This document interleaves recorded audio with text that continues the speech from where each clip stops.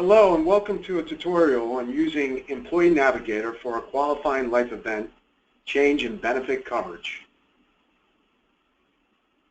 If you have experienced an important life event recently, such as getting married or having a baby, chances are that you need to make some changes to your employee benefits.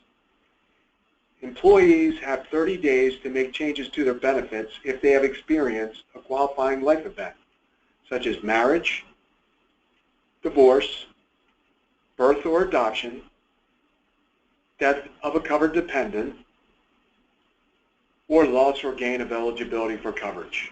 And there are other types of qualifying life events as well. Your employer now has an online system, Employee Navigator, that makes it easier for you, the employee who has a qualifying life event, to make changes to their benefits. Before, you had to submit a paper form to notify your employer of these benefit changes.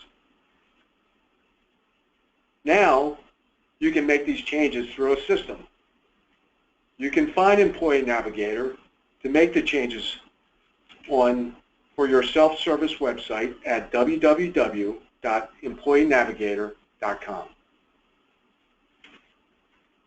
Remember, you have to sign in with your username and password that you established when you originally set up your Employee Navigator sign-on.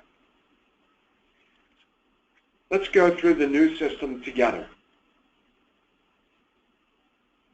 So let's say my wife and I just experienced the birth of a beautiful baby boy.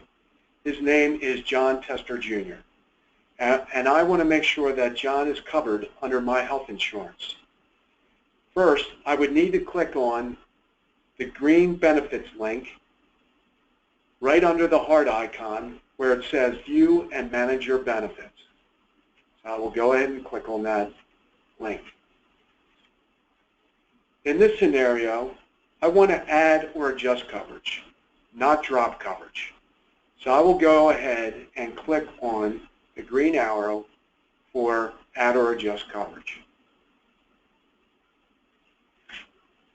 Now I have a choice between adding employee coverage and dependent coverage.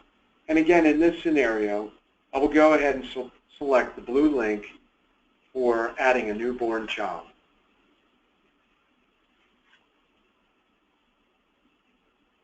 So I need to go ahead and select the date of birth for my newborn child, John Tester Jr. So I will go ahead and select October 11th, 2016, the day my child was born.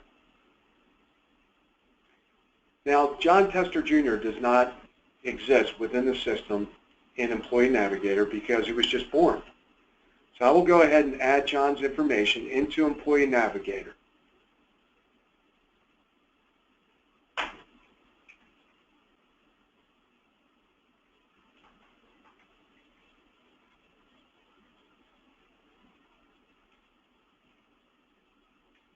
And I have to remember my new son's date of birth.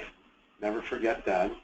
And again, if you have the Social Security information right after the baby was born, which is probably not too likely, you can go ahead and enter it now. If not, you will have to come back at a later date and provide that information. But for right now, let's assume that we do not have the Social Security information, so we will go ahead and bypass that. The HR, you will have to complete any of the other information that is required by HR, and at this time, this is the only other required field, tobacco user. So I will go ahead and click No, and click Save to continue. So now that dependent information has been added to the system. Because in this scenario, I only had one benefit that I elected during the open enrollment window, and that was medical. I will only have that benefit available to me for adding coverage. So I will go ahead, and if I want to add John Tester Jr. to my medical benefits coverage, I will go ahead and select to increase my employee payroll contribution from $233.70 to $308.66 by clicking on this box.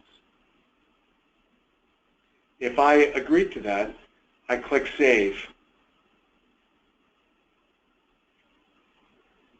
And that will conclude this example of a qualifying life event enrollment process.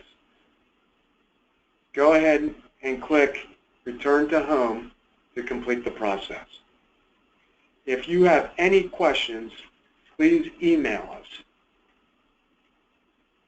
at en@silds.com. Thank you and have a great day.